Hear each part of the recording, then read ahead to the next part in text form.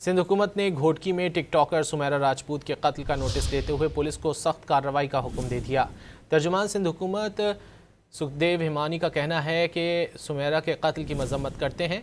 मकतूला की बेटी के मुताबिक वालदा पर जबरी शादी का दबाव था।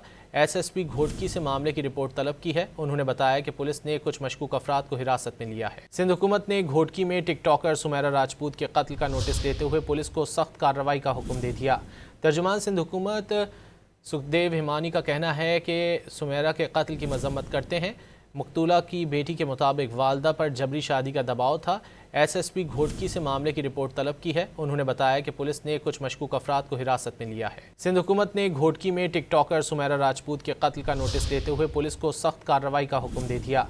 तर्जुमान सिंध हुकूमत सुखदेव हिमानी का कहना है कि सुमेरा के कत्ल की मजम्मत करते हैं। मकतूला की बेटी के मुताबिक वालदा पर जबरी शादी का दबाव था।